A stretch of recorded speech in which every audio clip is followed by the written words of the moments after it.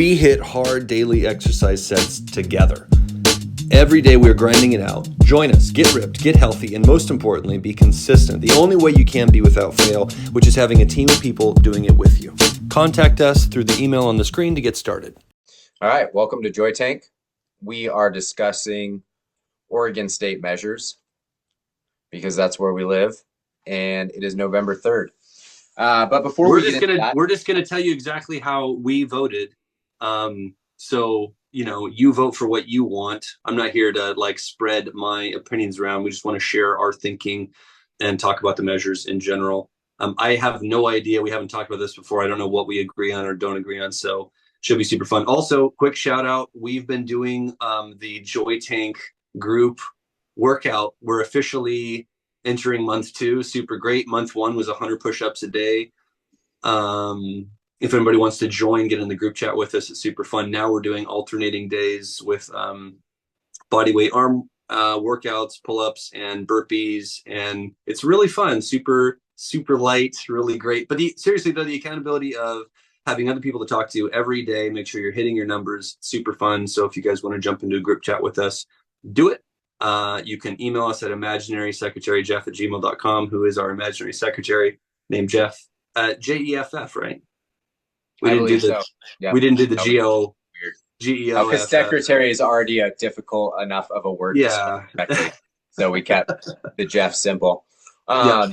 And we can talk more about it at the end of the video or whatever. Not a big thing, just to throw out there. It's been going great. But let's get into Oregon state measures. There were 5 this year.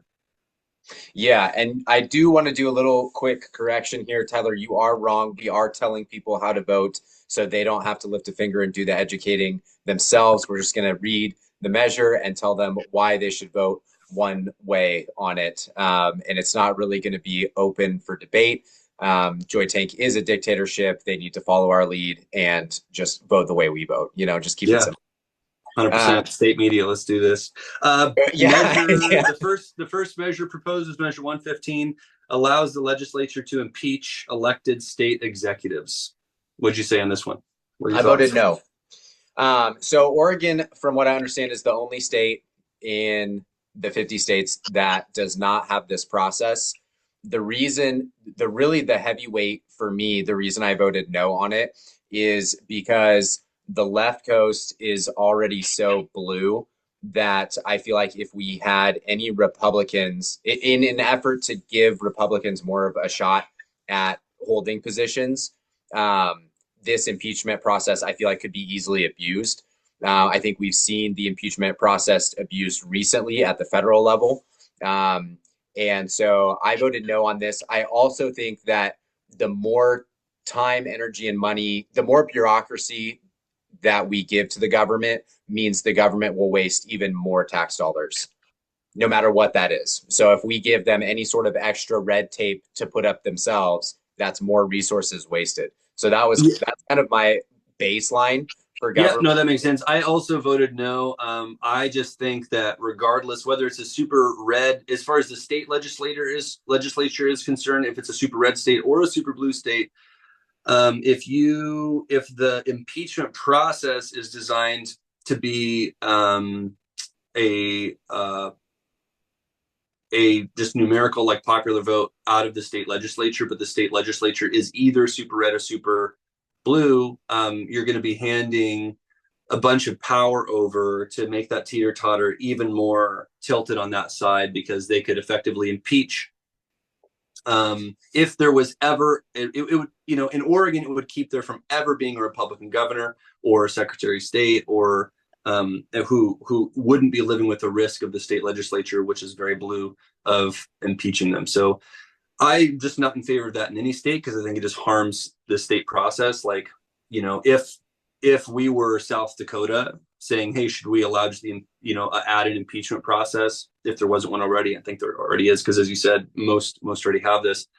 But there's different kinds of impeachment processes and the language. So I don't think it's a great argument to say, if anybody's thinking, well, we should have an impeachment process because every other state does. It's worth noting, I looked into it, there's a lot of different ways to skin a cat, so to speak, as far as the impeachment process is concerned. and this one just gives an incredible amount of power to the state legislature. So I think even if like South Dakota would wanted to add this, they would be guaranteeing themselves never going to have a Democrat in the top 5 slots of state leadership ever, because they could be impeached so quickly. So to me, it's a lopsided power. So I voted no. Sounds like we're thinking very much the same way. Measure 116, unless you had any other thoughts on it. Nope. Measure 116 is establish an independent public service compensation commission to determine certain public official salaries, aka should we pay politicians more in Oregon? Yeah, and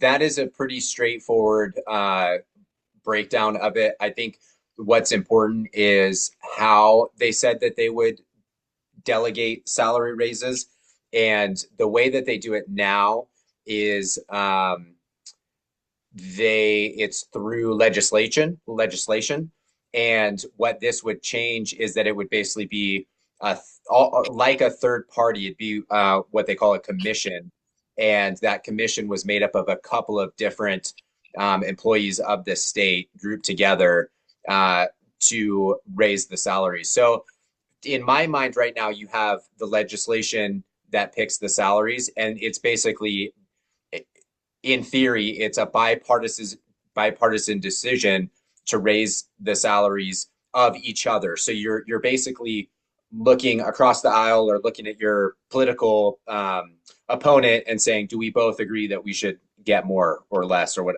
Well, more. It's always going to be more. And I think that's the best way to do it, is you go, all right, well, I think that we should be compensated for our time more, and we're looking across the political aisle. Do we agree or do we not agree? Whereas if you give the power to a third party, I feel like that opens the door for just less work through in direct conflict of getting those salaries raised. So I feel like the more power you give to a smaller group of people that potentially could already agree with the people who are wanting higher salaries, you basically are removing sort of the part of democracy that makes democracy so good. You've taken it from a democratic type of situation through legislation, and you've moved it over to a committee, basically. So that's why I voted no on it. Yeah, it makes sense. I don't think committees are always bad, but in this case, I think it is bad. I also looked at the numbers and the stats of like, well, we're down in like the 30s and 40s as far as how well we're paying members of the state legislature and such. And one big argument that was made on this was that, that I heard the argument for this measure is that, it's really hard to be like a working class person and to get into state politics. Like you pretty much have to be like well off, and successful already in life in order to run for state legislature. You couldn't be like a 30-year-old, single mom or something and like become a politician, because the pay is like literally $30,000 a year, which is pretty crappy, but you just can't live off that. And it's kind of designed to be this part. It's almost like a part-time kind of a thing. And the argument I heard is, if we could pay people better, we would allow more working class in. And I like the idea of that, I suppose, but in theory, kind of like pay your politicians better, perhaps, so that you don't, because God forbid you've got politicians who are going into areas of corruption, which is like a real thing. Like we had an Oregon politician, I think she was a Republican district senator, I think, or something, just on the state level, I want to say. Anyway, but she literally got hit with corruption. She was with LaModa, the marijuana chain. She was literally like greasing palms and cutting through red tape for LaModa, getting cash out the side for LaModa so that they were getting through the state bureaucracy and helping, push state bills in their favor and just all sorts of stuff. Literally corruption charges. She resigned. That happened like this year. Or at the end of last year. And that like happens. Maybe if you were paying her better, that would have not been a thing, because her pay is literally $40,000 a year. She happened to be like a young mother. So a lot could be put into argument. and I think it's probably worth exploring. The problem is I voted no on the basis of, in the fine detail of the measure, the the the definition of the independent committee, who are the members of this committee and how are they assigned. There's literally zero detail in the measure, in the law, in the amendment. So what that means is, are they friends? Are they people who know? Are they actually an independent party? Are they business owners who could have their palms greased by all these state legislators? I think the current process, kind of holds an accountability system and some competition in place. And I think that's great. So I think it's great as it is. It'd be great to pay them more, but until something better than this gets structured, I voted no on it. Yeah, I agree. And I think the low pay is important because it basically eliminates the concept that you would be doing it for the money. So you're basically weeding out people who would be doing this as like a career advancement type thing. You would be doing it out of, in theory, the passion that you have for serving the public is why you would, work. That makes sense, but that also means you're going to never have like a grassroots, like populist kind of politicians. You're always going to have well-off, upper echelon, 1%er kind of politicians who have already retired, state representatives who are super disconnected.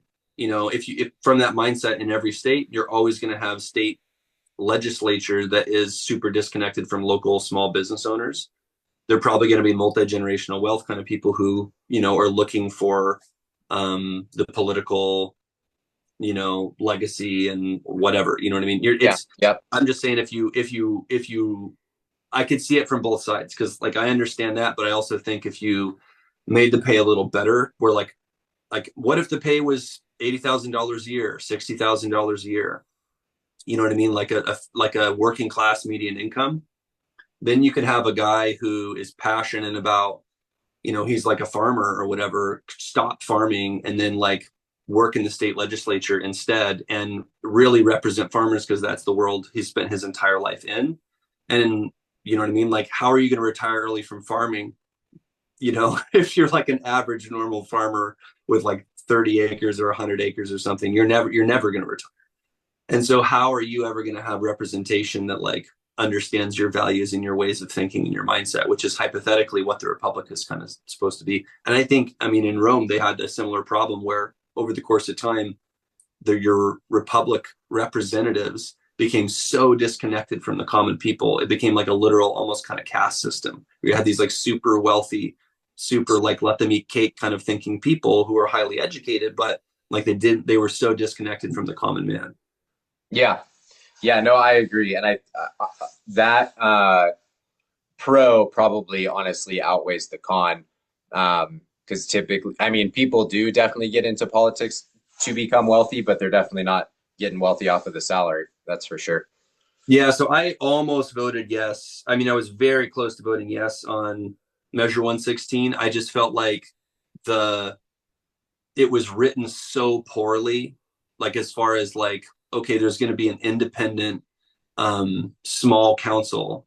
Are there 10 people on the council? Are there 50 people? Are there 3 people? Not defined. And it seems to be not clear. It doesn't seem to be something the state legislature is going to be like voting and figuring out either if it passes. And they certainly don't get to control the people who get put onto that board. They're just supposed to be in this independent board. But they probably aren't going to be random people off the street either, right? But they can't obviously be members of the state legislature, I wouldn't think. I don't know. It doesn't say, like, and so that's my concern is like, what if it's the CEO of LaModa, Oregon, who's like, right. You know what I'm saying? Like, is right. it somebody who has a business that could have interest in paying certain politicians better, or, is willing to pay everybody better in exchange for certain kind of like under the table deals and stuff. The idea of a council being in charge of everybody's pay, and those people are the ones making laws for the state, and then there's no rules governing who those members of the committee are determining their pay. Just like smells of like potential corruption to me, which is not great. And it sucks that that's the barrier to our like representatives getting paid better. But I couldn't like vote yes on that with confidence with how crappy of a process it looked to be. Yeah. I almost feel like it would be totally fair to have the positions paid at whatever like the median salary across the state is, Yeah, you know? 100%. And so then it's almost like kind of a not in a bad way, but kind of the more that you can grow the economy and lift everybody out of, give opportunity to your constituents, you know, that then the more potentially your salary could increase as well, you know, and you're not in like a greedy corporate way, but you know, like if the state's doing well, you know, and everybody's, because in theory, if everybody's making more and the median home income is higher, then your salary would be higher. And then if you do something that messes up the economy, be like, oh no, you know, and that would directly affect, you know, your salary as well. You know, so there's a direct correlation between what you're able to do for people and keep an economy that's thriving. And, you know, even if the salary is based off of take home as well, which would be great, because then it's like, oh, if we add a bunch more taxes, then other people's take home, our constituents or you know, citizens in the state of Oregon, their take home is going to be less, so our salary is going to be less as well. You know, that might be a good route to go. But anyway, Yeah. yes. Measure set 117, ranked choice voting for both federal and state election measures. Some Yeah. other states in the United States do this already. I do, in theory, kind of like this. It gets a little bit like board game kind of rules where it gets a little bit complicated, but I think it's a great way to open the door to other parties. What caused me to lean towards voting no and ultimately voting no is I think that the more nuance you have in voting and the more complicated you make counting the votes, the more money also gets wasted from the government standpoint. And so that to count the votes in this way then means that it's going to take more time and more money and more resources, and that the money and the resources are all paid by tax dollars, by us. So it's just one more thing that not necessarily gives the government more power, but it's just one more level of bureaucracy that they're adding. Right. And so for that reason, I voted no. If our system was a ranked system, I would have no problem with it. I don't see anything unconstitutional about it. I don't see it opening up the door for a bunch of like voter fraud or anything like that. I think it would work fine. I just voted no because I think every time the government changes something, that costs money, and so I just typically vote no on that because I think the government. Yeah. No, that makes sense. I don't see how it would make it cost money necessarily, but I think it just depends on the voting counting system. I mean, it is certainly an extra little level of complexity. And there's a county, and I think it's Multnomah County. There's a Portland County that does ranked choice voting for their local measures. And they all seem to like it. So yeah, I'm cool with it if it passes. I voted no just because I think on an election integrity and just getting out the vote and people voting more and feeling more confident about voting, I think it's more confusing. Like ranked voting is a little bit more confusing to do. Like the ballots are more confusing. It's another bit of like hurdle when you're voting. I do like that there's more like dynamic, you know, to the vote. I don't know. I'm not opposed to it. I think it's a lot. It's arguably a lot more useful when there's a lot more candidates. And if you lower the threshold of what it took in signatures to become a candidate, it could get really interesting where you might have, you know, that's one argument for it that I think is probably the strongest argument is you'd see third party in races where there's like governor races. Sometimes there'll be like 8 candidates who really got enough ballots and have a strong following. When there's, you know, not an incumbent or whatever, there can be a lot of candidates initially. And if there's ranked voting across the whole state, that would be like really interesting because you might see third-party candidates come in like a lot tighter or even win, just because they're getting a lot of like number two option kind of votes. But I mean, overall, I voted no because I don't like that. I think it's another barrier of entry for a state where only half the people vote as is. You know what I mean? So I don't think we need to make it any more complicated for people. If you're ready for the big one, we're going to go to Measure 118. Measure 118's the big one.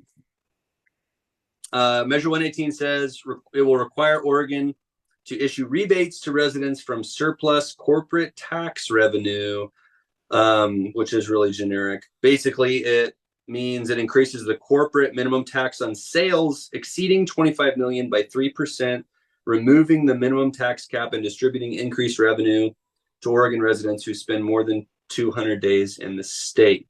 And I think that that was, I think, $1,200 a year per person in family, including babies. So, you know, you have, I've got 2 kids, so that would be 1, 2, 3, 4 people, including my wife. So even the 3-year-old counts as the full 1,200. So then I'm getting $4,800 at the beginning of the year in cash or as a rebate.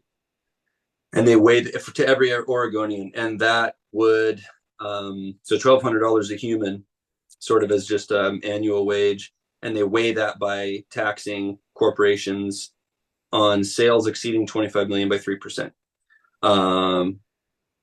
Let's do this. My wife and I spent like an hour just debating this and reading and just going back and forth, and it was rough. What'd you vote? What'd you think?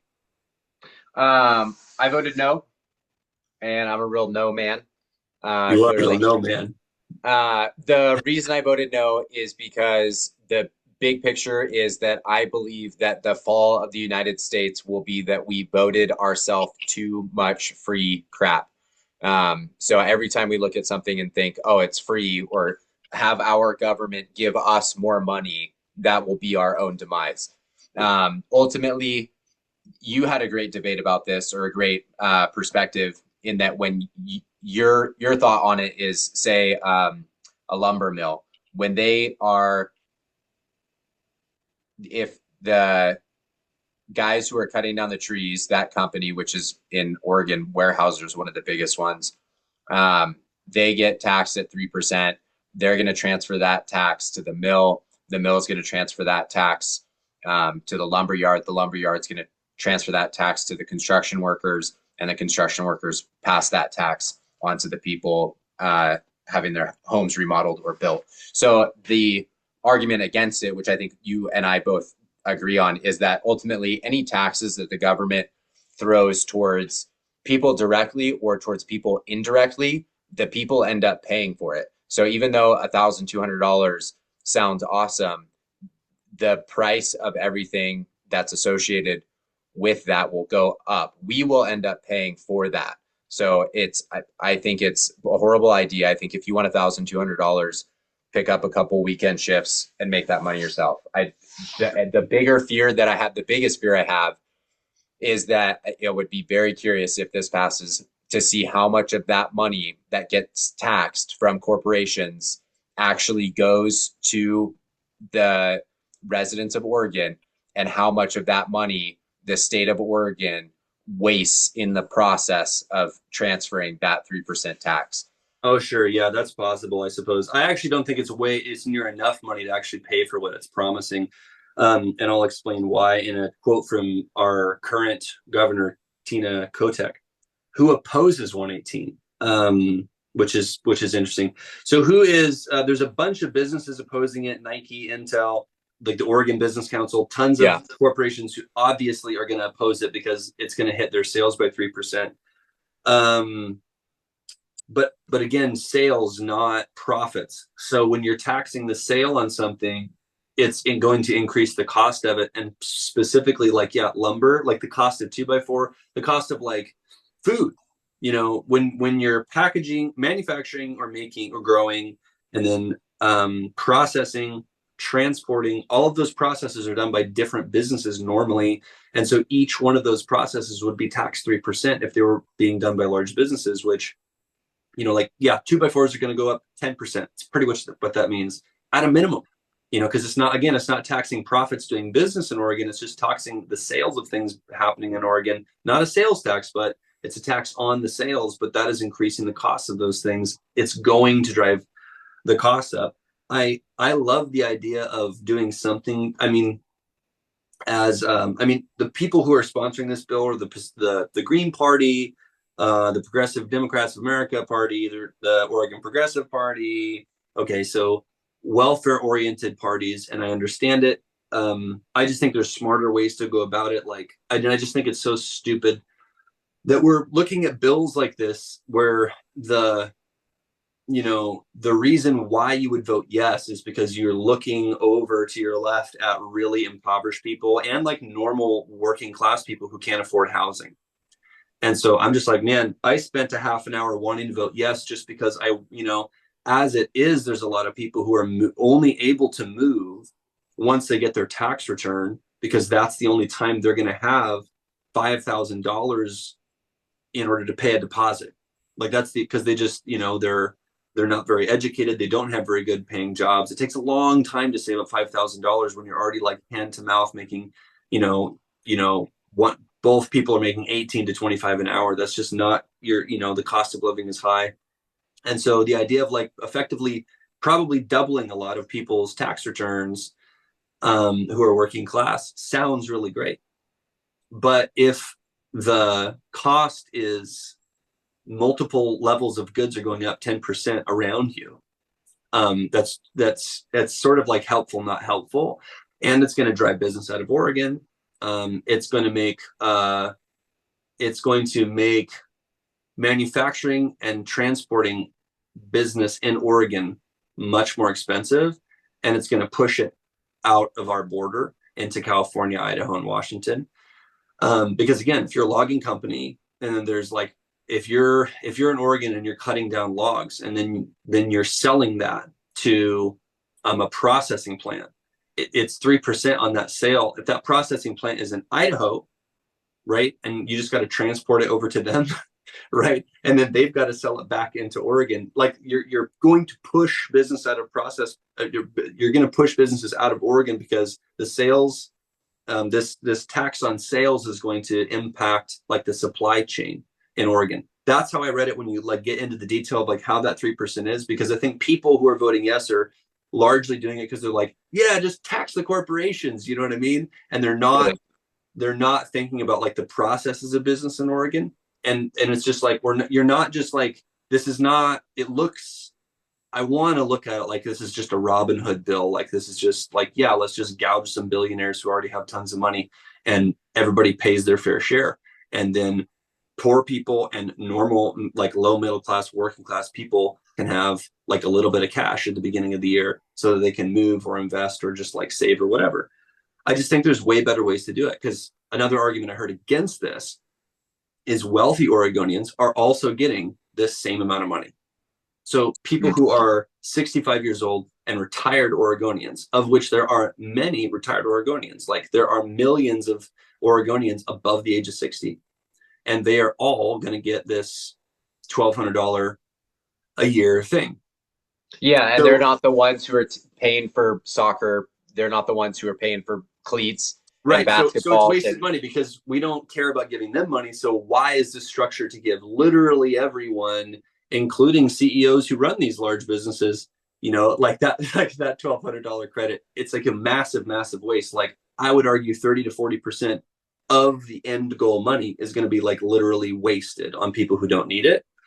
And that 30-40% could be repackaged in a way that like helps lower class people like raise their quality of living in like a much more helpful way. But here's what Tina Kotek said, the current governor, who is like very progressive, right? So if you're progressive and listening to this, think about this. Tina Kotek says, this is a whole nother angle. She said, I am opposed to this ballot measure. It may look good on paper, but its flawed approach would punch a huge hole in the state budget and put essential services for low wage and working families at risk. What that quote tells me is that it's not even paying for itself, She's saying it's actually damaging the budget because that 3% sales tax isn't even going to fully pay for giving everybody $1,200 a year, every Oregonian. And so it's going to blow a hole in the state budget. And that we're going to have to, balance against essential services. In other words, other areas of welfare. So more people are going to be pushed out of EBT, and more people are going to, food stamps and Section 8 and all these other government programs that are actually currently helping people are going to lose money because they're going to have to eat the extra costs that this is creating. So ultimately, at this point, have we voted no on everything? By we, I know I did, but did you vote no on everything straight down the board? Well, there's one more measure. Measure 119 requires cannabis businesses to submit to the State Liquor and Cannabis Commission a signed labor peace agreement between the business and the labor organization with its licensure or renewal application. Effectively, this is a union question. And by the way, on Measure 118, I am so pro affordable housing welfare, or let the state tax businesses and give I would say yes to a sales tax if it was just we will give first time buyers a $10,000 credit or something, so that it's going, you know what I mean, or something, or a build a house credit or something, because that's what everybody's thinking about is housing is so expensive. It's so expensive to move. Even when you're a renter, it's so expensive to buy a house. Let the state do something directly about that instead of just wasting all this money on everybody in a small way and pushing business out and harming sales processes. Anyway, okay, that's the end of my rant, I swear. But I'm not running for political office? It just needs to be written well. Because I asked you if you voted no on these, and you deflected and you moved on. I think you're ready for a federal campaign. No. Okay, so Measure 119 is the last measure. It's the unionization of marijuana. What did you vote? I voted no. The reason I voted no is that I am not opposed to the men and women that work for unions. What I am opposed to Yes, you are. is the unions that work as if they are an extension of a mafia, or a bunch of children who throw a fit when they are not given raises, basically, is how I view the union. That's obviously super controversial, but I am not personally a union guy. I think that the machine that unions are basically bully their way into different sectors and strong arm ultimately people who pay for those products into paying an excessive amount for those products. So I am anti-union. I'm not anti-union member. We in construction use unions, and every union person that I've worked with, there's no general disdain for those men and women at all. They're no, 100%. People, but it makes sense that you voted no on this, because you're just no, I don't want to nail an industry down to being forced to having to comply with unionization, which is effectively what this is asking. That makes sense. So I voted yes on this. So this was a big yes for me. And here's why. I'm not pro union across the board unilaterally. I think unionization is really appropriate in some industries and certain use cases. And I think the unionization is damaging to business in many, if not most, business cases. And I think the best way to understand that, so to me, both extremes are bad. Being fully anti-union is bad. And being fully pro-union is obviously bad. You understand that perspective. My perspective on sometimes there is actually an application for unionization to be a really healthy thing is to just even jump on Wikipedia and look at the roots of unionization in America and the places where it started in coal mines, railroad workers, textile factories, places where there was a huge booming industry, but there was a huge disparagement of human rights and pay. There's also minimum wage in some states is also really awful. Oregon's is pretty okay, but minimum wage is still not enough to live off of for anybody because of inflation. So that's the thing. It's just tricky.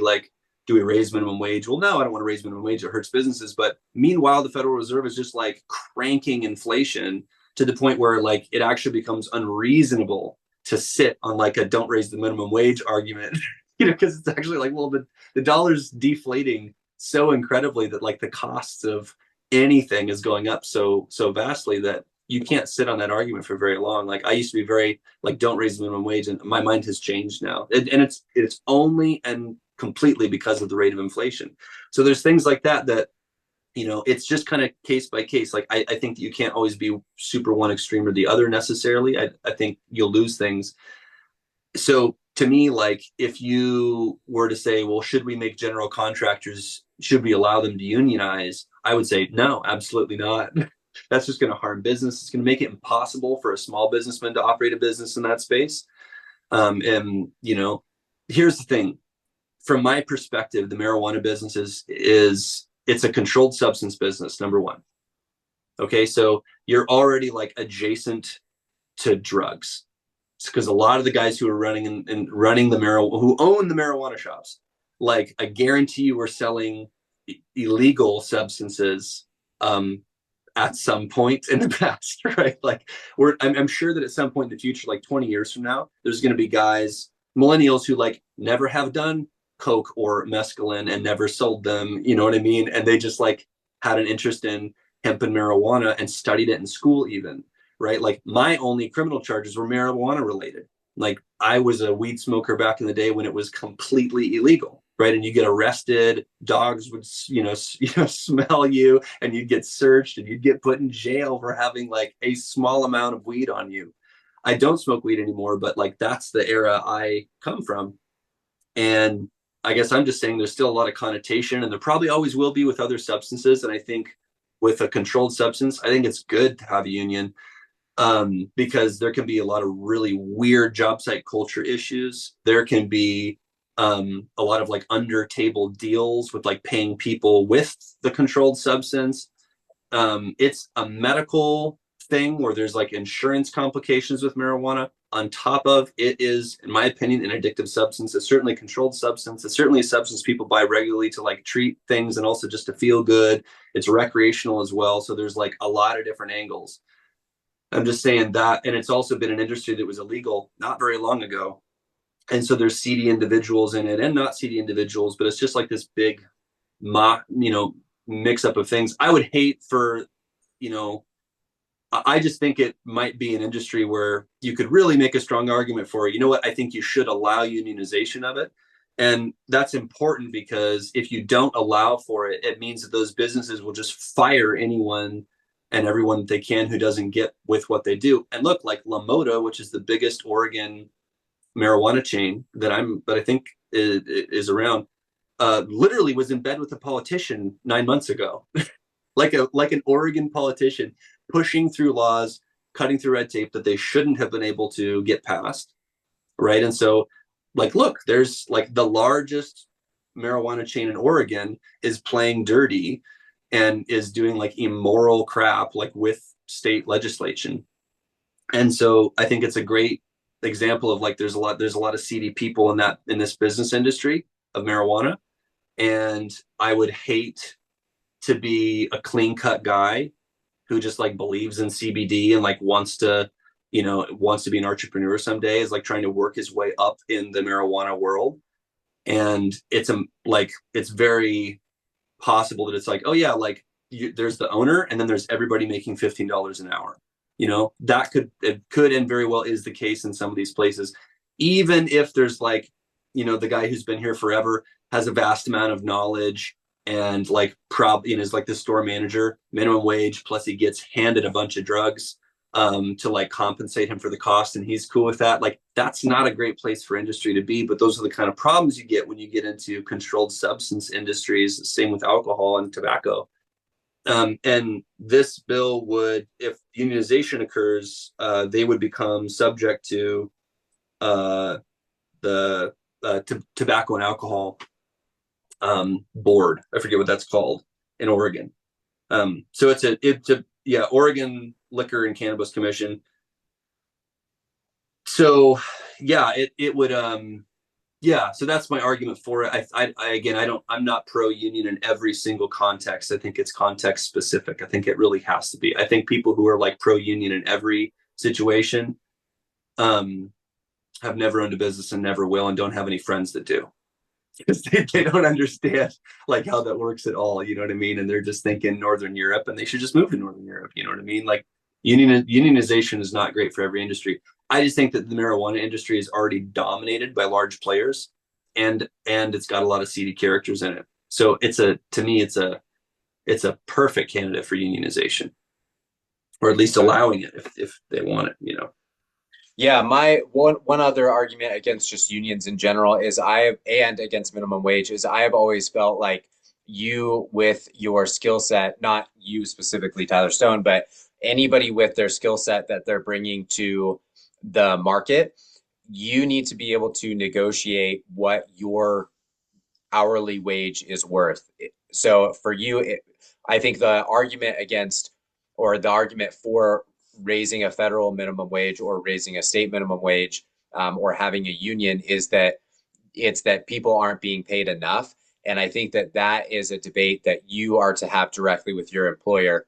And, granted, I have worked for only a small handful of large corporations, and the rest of it has been for smaller business, where I've always had really good relationships with my direct employer, the owner of the company. But it's always, yeah. And there was another corporation that I worked for where I negotiated my wages, and I felt like what I brought to the table and what I was compensated for was fair. And so I think that the argument that everyone should just be paid more, I completely disagree with that on the moral level of the argument. I think that what you bring to the marketplace is what you're worth, and you need to be able to negotiate that yourself. And so this idea of, oh, we all as a group should just simply be paid more for doing the same thing, especially when it comes to like kind of factory work or assembly line work, where it's like, hey, if we all don't work, then the company can't make money. So we can all throw a fit collectively, and then they have to pay us more. Whereas so I hear you on that, and I'll disagree with this argument. You ready? If the principle of free market is like ultimate and true, like it shouldn't get messed with, because effectively like unionization is kind of messes with that free market process, right? Because they're demanding a certain level of wage, and there's negotiations for wage, and the employers have to abide by that, right? So if the issue is, well, the free market should be able to stand alone, then why is there a minimum wage? Shouldn't we just remove minimum wage? yes. What do you think would happen? Let's have a pretend measure 120 that doesn't exist. Measure 120 will erase the federal minimum wage and erase Oregon state minimum wage. So there will be no minimum wage. So you could legally pay somebody $1 an hour if you wanted to. It's completely up to you as the employer. Would you vote yes or no? I would vote yes. It's so interesting. Yeah, I've never really thought about it. I'm just like following the logic of like the ultimate free market kind of logic. I definitely don't. My brain goes to a few places where I don't like the reality in the no minimum wage thing, because I'm sure everybody would hold to effectively something close to, the minimum wage or something initially. But if that was like really the culture, like there's southern states that they're holding the federal minimum wage, and before it was raised, where you're getting paid nothing, to where it only made sense to, at a place with tips or whatever, like you couldn't be a worker. And the problem was but I understand like the free market argument where it's like, well, then if people are leaving, then the employer's like, I got to pay people more, right? To like bring more people in. So there's like that system of balances. I think that where that becomes a problem is impoverished areas, and areas like Sweet Home, where there's people who are not educated enough or have enough money. Like some people are impoverished to the point where they can't just like move to a different town, and they might not be educated enough or even have like the technological resources to like actually like apply to a job and like do that successfully. Like you get homeless people or pseudo homeless people. Like now there's like layers in our society of like people who are like almost homeless. You know what I mean?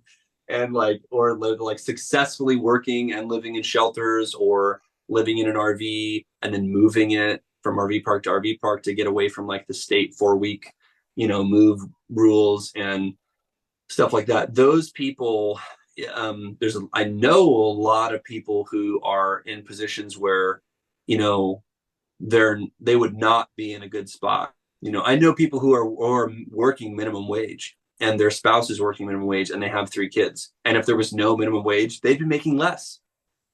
And then it sucks, but it's just like, why are these stupid people smoking methamphetamine? Like, what drives you there? It must be a lot of pain and misery. Well, sometimes it's also just like incredible levels of stress because inflation is so high and the country's so screwed and the dollar's like so empty. And then you live in this like kind of pothole town. There's tons of drugs everywhere, right?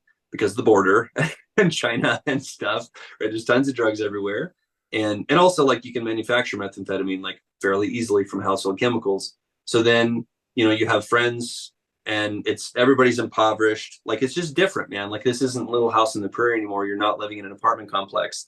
And I don't know, like if you only have access to like really low level, entry level jobs. And if there's no minimum wage, like none, I don't know. That's going to be, I think it's nice to have I think it's okay to have a balance of regulation contextually. I think that the 2 extremes might be the most harmful ones, where if we're over here in economic anarchy, I think that might be, that does create a lot of problems that there wouldn't have been with some balance. And that's going to create some corrupt small businessman situations who are not paying people well. And then you have an increase in drug use and an increase in depression and an increase in suicide on a national level because people are getting paid even crappier now in a number of situations. Not all. There'd also be other situations where you have people who are like forced to kind of like, pull up their bootstraps and like work harder and figure out how to add value and like do the ultimate like libertarian capitalism thing and like learn that lesson for sure. But I also think it would create a bunch of negative situations. You know what I mean? That extreme. I think the other extreme of like, let's have everything be a union or whatever. You just end up with a lazy, apathetic workforce. I lived in Northern Europe for a short period and it sucked. Like their people are not driven. Minimum wage is $25 an hour, but like, teachers, doctors, lawyers, convenience store workers all made $25 an hour. And so what it translated into is you didn't have to work hard in order to, earn your wage. Like there was no motivation. So it was kind of the negative side of unions that you'd see, but it was in every industry, in every business. So I don't like that extreme either. That sucks. I just think both of those extremes kind of suck. And maybe there's a balance of like, there's certain situations where there should be regulation and we can talk about how much, but it shouldn't be 100% and it shouldn't be 0%. No, I think the key is always balance, but if I just could wave a wand and have it my way, I would definitely take away the minimum wage. And I don't disagree that some people who don't have the ability to really negotiate their own wages would not be making less. But to some extent, I think that I don't know that it's the government's responsibility to lift those people up or take care of those people, at least with a minimum wage, an hourly minimum wage. So I wouldn't say that with my abolishment of the minimum wage, we also abolish all other sorts of assistance. Well, that's the thing too. Like, I mean, yeah, I want to lean away from the really far right, hardcore conservative, because I love the free market and I believe in the free market, a market that adjusts itself, is accountable to itself. And we live in one, like we're operating in a free market. It's wonderful and beautiful. There are some industries that get regulated on a large scale. And I think that's a good thing because like a monopoly is a really awful thing. And it's real and it happens and we have laws against it. And the federal government gets its fingers into the business world and takes businesses down that try to become monopolies. And from like an ultimatist, like free market perspective, that shouldn't happen. But when you look historically, again, like Wikipedia monopolies, and there's like horrid things that happen where, you know, there's like literally no guardrails on this kind of like unchecked form of capitalism. And that's not great either, because it leaves the common person behind completely. And I also think it gets you really far away from the values of like caring for humans around you. Again, not wanting to be like a handout artist, but also like a concept of welfare is not like a demonic thing. You know what I mean? Like it's actually literally biblical. Right. Like governmental welfare was arguably established by the Hebrews in the Old Testament. Like that was the tithe. The tithe was not to the senior pastor. The tithe was for the poor and the needy. And you know what I mean? So I'm like it's weird to me that the conservative side of the country, who is also very Christian, has gotten really, really anti-welfare. But I understand like the position of like we need to be able to afford it as a country and let's not disrupt the free market. I totally get that, but I think there's a place for there's a place for balance. There's a place for unions. There's a place for minimum wages. You know, because some of those things are to counteract other things like inflation, for example.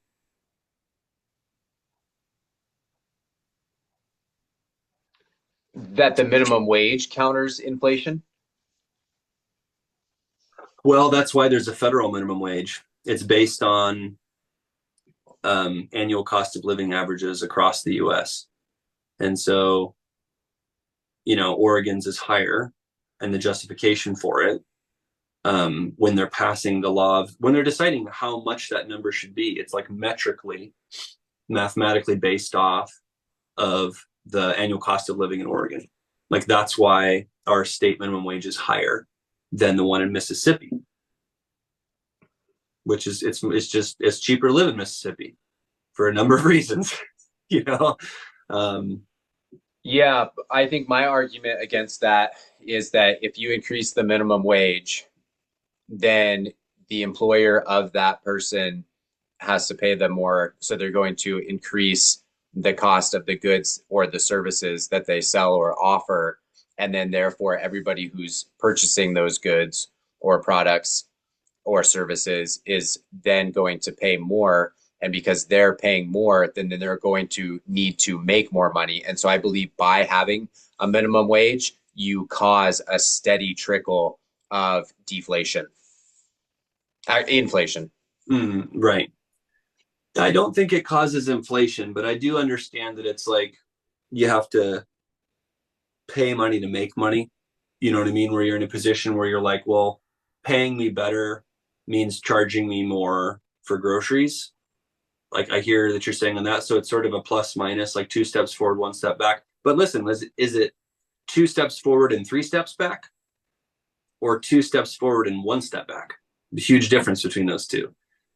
So like if, you know, somebody being guaranteed $15 an hour, even if they're working at a gas station or a McDonald's or whatever, as an entry level, like no skill, like, but you know, you get the job, like you're not guaranteed that job. You still have to pass a resume. You still need to work hard. You still need to not get fired. Like I have fired plenty of people in the first 3 months of hiring them, you know what I mean, at a starting wage. Like it's not, again, we're not talking about unions everywhere. We're just talking about like minimum wage. Yeah, I think I think it's a great basic thing because yeah, you know, if somebody with 0 skills, right, like starts out for your business, like a lawn mowing business, 0 skills, like 16-year-old with no skills, and you know, you've got a bunch of applicants with 0 skills. The ones that have the most drive and like work ethic are gonna like earn and keep the spot. And then let's say you get a 16-year-old that doesn't have any drive, doesn't have any work ethic, is on the phone all the time, blah, blah, blah, like doing all the wrong things, right? And is like not showing any of the right characteristics that you'd want an employee. So like you fire them. Why? Because they're not free. They're $15 an hour. So it, to me, like the minimum wage creates like a standard of quality that's like kind of required because it is going to cost me that much. Because look, like in a no minimum wage world, I'd look up to the kid and instead of firing him, would be like, I can pay you $2 an hour for what you're doing here. And you know what? Here's $2 an hour. Even though I might have said I'm going to pay you $20 an hour today, but now that I've seen you work, I'm going to pay you $2 an hour. And there'll be no wage laws to keep me from doing that, right? Like there'd be no minimum wage that he could argue like I'm practicing unlawfully as a business or anything. Now, obviously, if there's a set paycheck and stuff, I'm just saying with a new worker, like I could pay them whatever, like anything. There creates so much dirtiness on a small business level, like on a local small business level, where you have guys getting paid nothing now. And arguably, he wasn't worth any more than $2 an hour. So I'll pay him $2 an hour instead of firing him, and he can earn his way up to 15 an hour. I'm just saying that with that 15 an hour, it kind of creates a baseline of like everybody needs to be worth at least this much. Like you could also look at it that way. Instead of everybody needs to get this much because that's what they need to get and the business needs to eat it. And you could also look at it from the other side, which is like everybody needs to perform at this level. Even if you're at a gas station, like you need to, if you're a McDonald's or whatever, like you need to earn the minimum wage because that's what we're paying you. So you need to perform like at least at that level. I agree with that, and I like the low bar that it offers for ownership of employees to have that mindset of earning that like base level.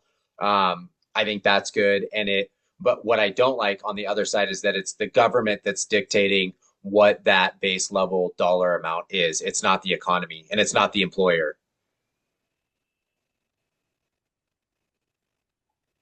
Yeah, well, I mean, I voted in. My understanding is the federal and state minimum wage is done by federal and state legislature. So our representatives are deciding what that is.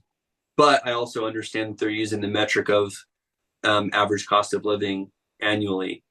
But they don't like keep it updated every year or anything. They vote to when it will pass and stuff. It was like if it was an automatic system linked to the value of the dollar mathematically based off the annual cost of living divided up by, whatever 2 billion people or whatever in the US and like actually just automatically divvied up, then the wages and cost of everything would be significantly higher right now because of the friggin' inflation that has occurred in the last 4 years.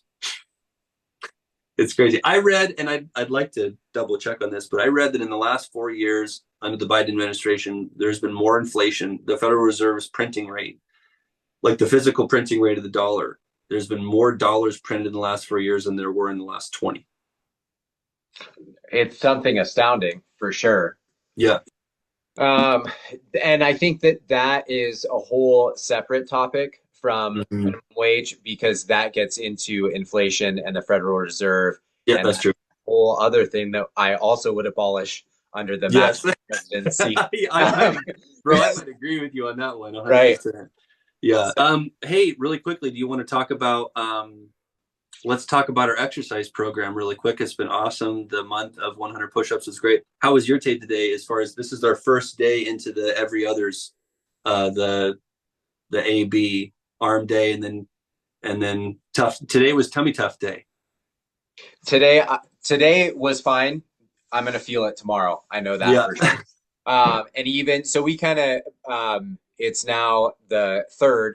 So my son and I are doing it together. And for our listeners, we transitioned from the push-ups on the 1st of November. So on the 1st, we did pull-ups.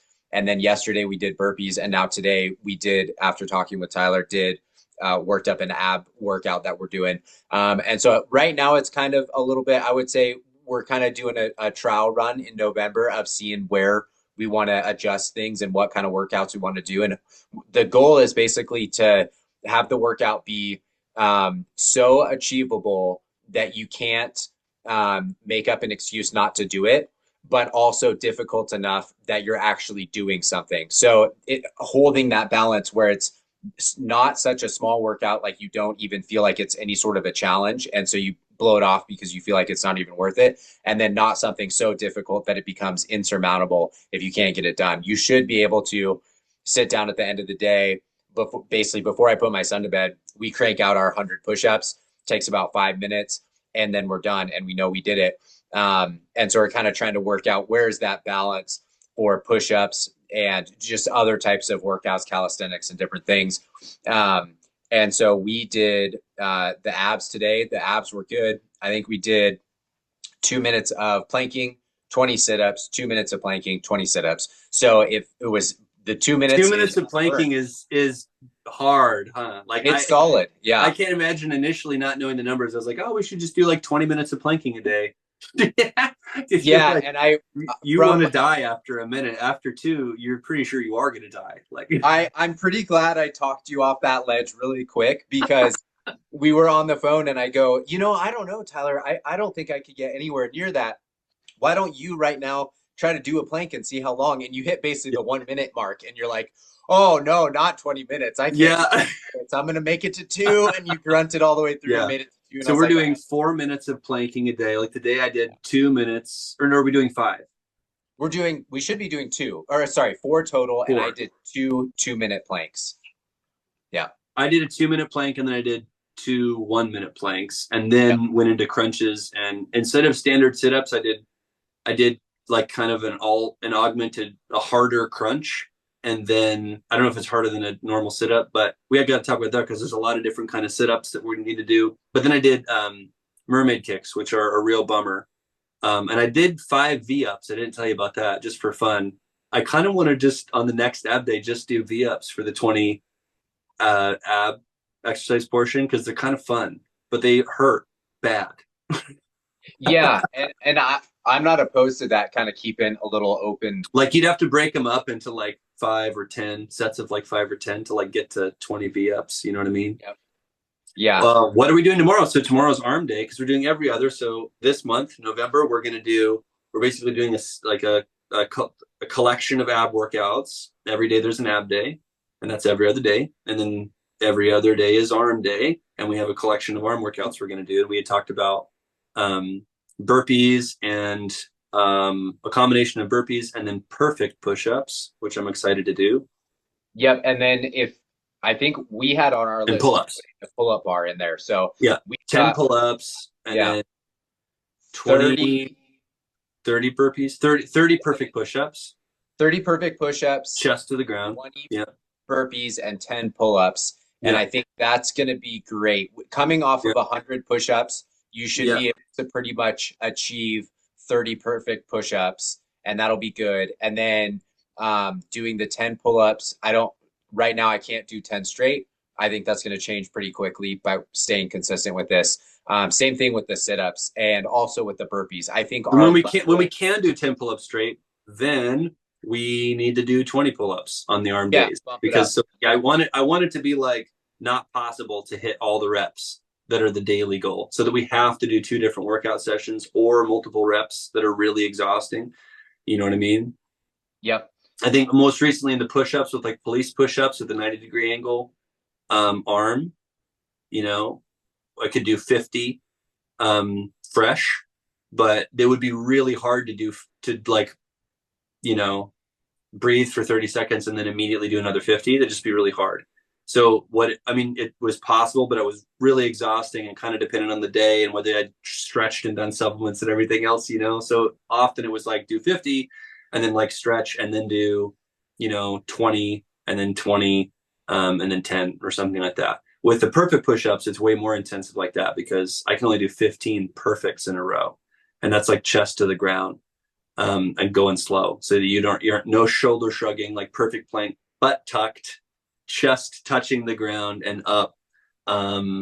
Really hard to do. I was like, oh, that looks easy. And I did one. I was like, oh my God, perfect push-ups are rough. Yeah.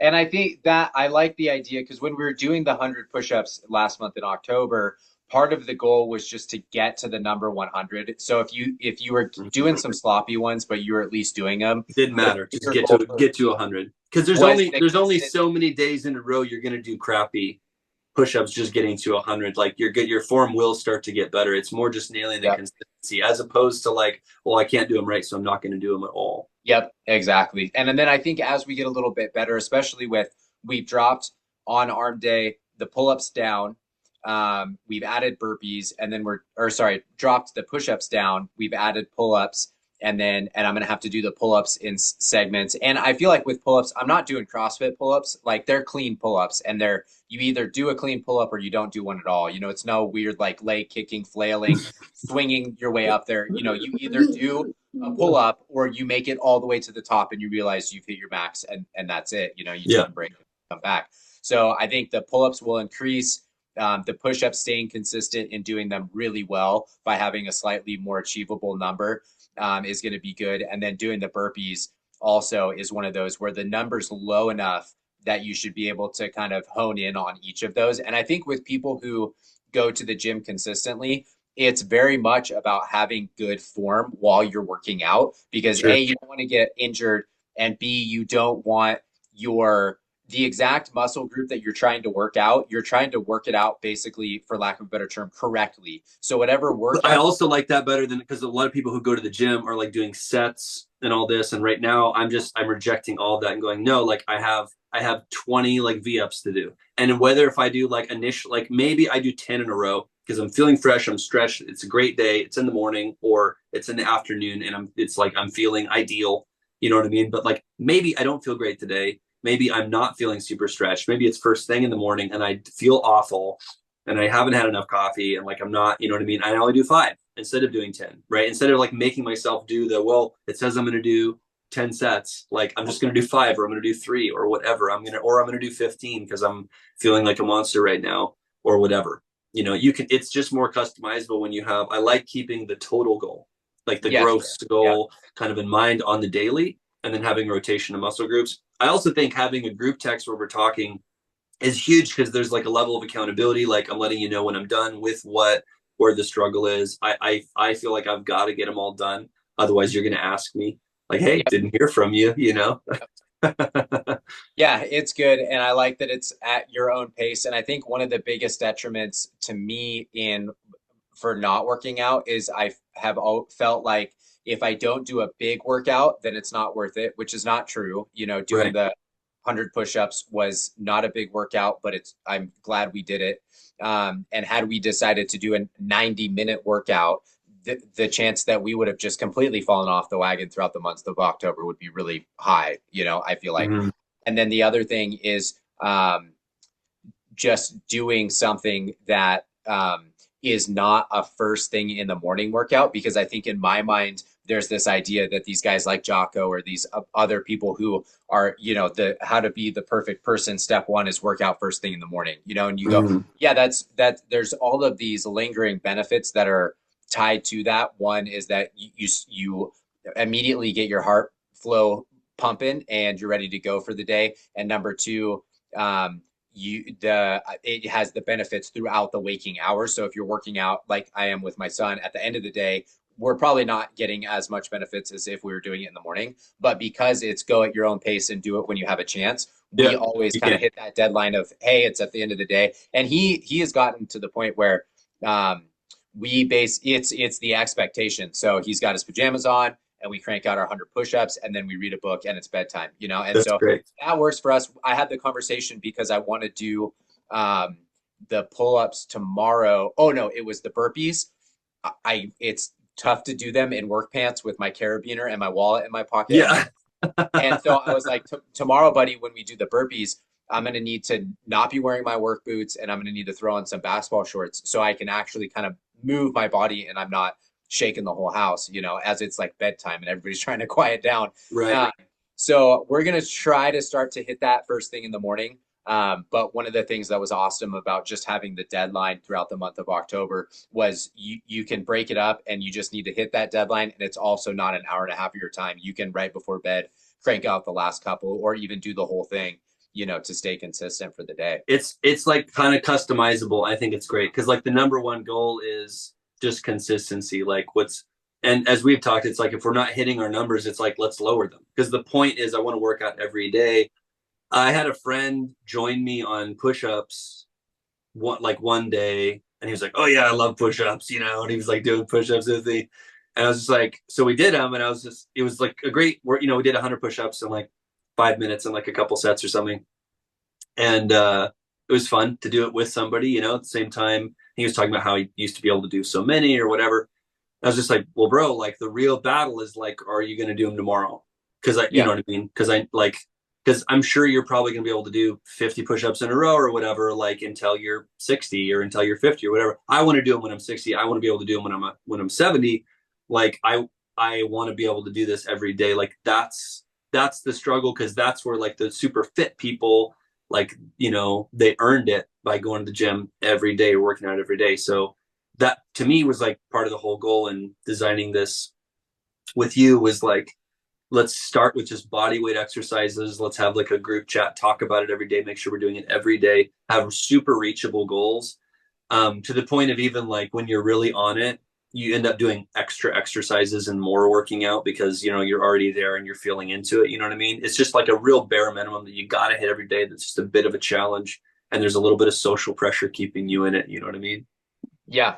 Yeah, it's been fun. And it comes down to the big question of, would it be better to do 500 push-ups one day out of the year, or would it be better to do 5 push-ups every day, 365? And the answer is obviously to spread that out and have that consistency. So anything consistent wins. I heard a sports nutritionist guy talk about how, how like heavy weight building was like by far the superior for longevity of life, the superior type of working out, but that he often tells people to start just training in cardio. And we're like, why? And it was just like, because people who train in cardio work out every day because it's easy. Yeah. People who pick easy exercises tend to be people who live longer. Even though like scientifically that it's less helpful, it's just, but the consistency, like the turtle wins the race, basically, you know what I mean? Yeah. It beats the rabbit. So like, the ultimate thing would be like lift heavy weights and do difficult things with your muscles every single day. But the problem is, can you get to it every day? Yeah. And I think the other thing too is, even with just starting with 100 push-ups in October has gotten us to the point where the human brain in building habits, if you do something every day for 30 days, it to some extent becomes a habit. And I think there are different statistics on 30 days doing something or not doing something, and then doing something or not doing something for 90 days. Like there's a reason that AA has, chips at 30 days and 90 days and 60 days and sees all of these things consecutively, is because your brain does develop over kind of that consistent course of about 4 weeks in, just mentally being used to doing it, creating the actual habit, or kicking a habit, getting rid of something out of your life. Yeah. And so hitting that mile marker of 30 days and making it achievable, now it's become so much more of a habit in our life that all we need to do is build on it incrementally, not get burnt out, and just keep the challenge up. And then someday we'll be, way more jacked than we are doing, sets of all sorts of things, intermingling different workouts and trying different supplements and all of that. But yeah, I think the kickoff of just starting with 100 push-ups per day for 30 days with an accountability partner, I think has potentially changed our life and changed the world. Yeah. Okay. This is Joy Tank telling you how to vote, amongst other things. And regardless of whether you agree or not, if you're listening to this, go vote. Make sure you voted. Make sure you've turned in the ballot. Yeah, RFK Jr. 2024. Let's go. Yeah. Joy Tank signing out. Always vote no. Yeah.